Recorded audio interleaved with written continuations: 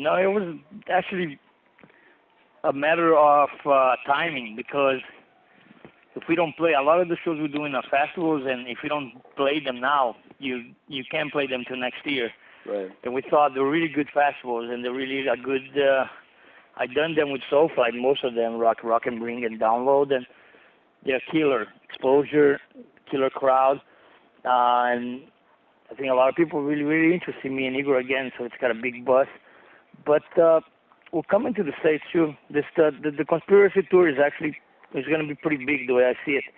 We're going to be at least doing a tour on each continent, like there'll be South America, there'll be US, Canada, there'll be probably some stuff in Australia, Japan, and then after that, we probably, that's it, I'll go right back to Soulfly. But we're going to try to play a bunch of shows first.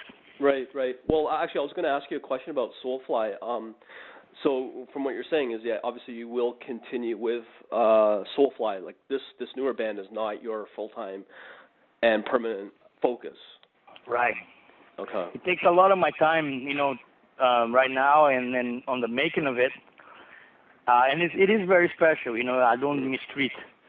Both of them are very, important to me. But Soulfly has been really from to me, the new chapter in my life, after Sepultura. Soulfly is the one that went against all odds and made it. And so I never, betray Soulfly ever, I have a lot of respect to Soulfly. I think it stands for something, Okay. It stands for a lot of things to me. Without Soulfly, I wouldn't be here. So, but I think it's good that Soulfly is actually taking a little break, because we've been touring, putting albums out for a straight 10 years now or more. This is our 6th record for Soulfly. It was actually good to take a little break. I feel that me and the fans could use a little break, and when Soulfly comes back, we'll come back stronger than ever. So it's kind of good to take a break. And I can't lie to you that making Conspiracy was fucking fun, man. Just playing trash stuff. It was just like something I needed to do for right now. Well, obviously you're giving me amazing segues into the next question. When you guys have reunited, for me, I would obviously think that would be one of the most exciting time periods in your musical career.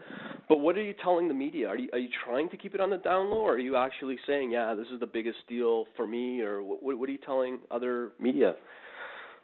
We don't know, really. We just we are letting it happen, man. Which is cool about it is that we didn't make any big plans for it. In fact, the album was created in a very cool underground way, compared to the amount of, the amount of excitement that I see that's surrounding the record.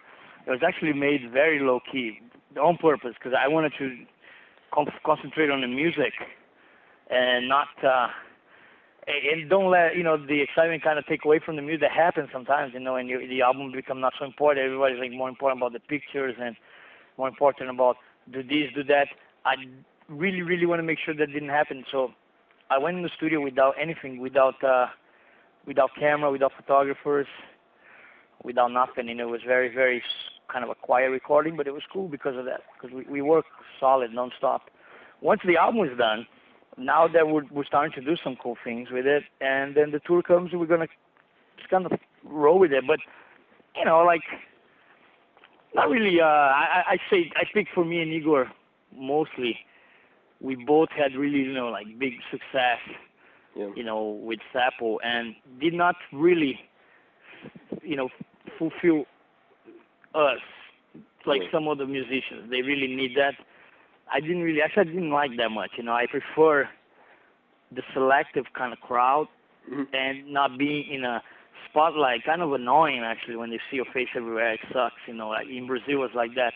I was fucking so sick of myself. Everywhere. It's I don't want to see a fucking picture of Max ever again, Yeah. So it's kind of cool that we kind of know that, too, so we don't really want to let it blow up or nothing like that, So we're just kind of playing by ear. But, it's really like a metal record, and I don't... Personally, if you ask me, is this going to get huge? I don't think so. Yeah. If it does, cool, but I'm not really worried at all. I'm not. Would have sucked to make another. Just sitting waiting for this thing to become huge. It's not what I want at all.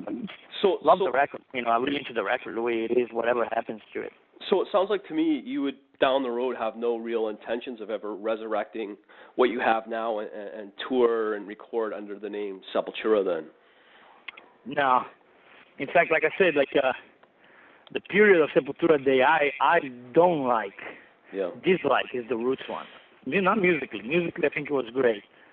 Yeah. But the actual time in that phase was really destructive. I didn't like it. I know it was not what Sepultura was about. Unfortunately, we got thrown into that situation, and we didn't quite know what to do. So we ended up splitting up, a big part of it. And so when I started doing this, I was really, really aware of not be too worried about how big this thing gets. In fact, it was like, don't have too much hopes for it. That's probably better. Yeah. If something happened, cool. If it doesn't, you don't get, frustrated or whatever. To me, to make the record was the biggest challenge. To make the record, to make the album We Digger again and write cool songs. Yeah. That was really what was. What happens with the album now? I just let it grow, which is pretty much the way I do Soulfly, the way I did Sepultura too. Because even when we did Roots, we never intended for Roots to be big. Nobody did. I didn't care about it. Yeah. Some people wanted to. Some people were like kind of pulling for it. It was that whole Korn era. Ross Robson was kind of like pulling us to become popular like Korn, but we were not really into the idea. So we just, we got more popular, but was not our plan or nothing like that. You know what I'm saying? Right. Last question. With Rex Brown from Down, how would you explain his cameo appearances on this new album? Well, we always had different guest musicians in everything I do, but the whole Rex thing was really kind of like accident. Actually, he was. I heard he was in town, so I got his number from a friend, and I just called Rex, and then actually I say, man, want to come by the studio? We're making a record with my brother, and of course, he remembers Igor. We toured together many times. So I said, sure, yeah, I heard about you guys playing together, and so he came over, and at that time I was like, well, as you see, Rex, there is no one bass player in this group, period. I'm a guitar player, Mark's a guitar player, and Joe from Gojira is a guitar player. He was playing bass for the album. He's not a bass player. So, I was like, do you mind, would you put some bass in the song for us? That would fucking be huge. We'd be fucking very honored to have you, and it would make also our life easier because none of us really play bass, so you really kick ass. So he did it, and it was funny because I booked the studio for like 6 hours. Yeah. Didn't know how much it's going to take him, but he recorded everything in like half an hour, man, total pro. For the next 5 hours, we just sit down and then bullshit, Yeah. Talk about old experience, which was great, I think I like even more like that, Right. Well, that's it pretty well from me, man. I appreciate all your time and all the stuff that you've contributed to the whole scene. All right, man. Thank you so much, right? I hope I see you in Canada soon. Yeah, for sure, man. I'll talk to you soon, then. Okay, thanks, Later. man. Thanks, man. Bye.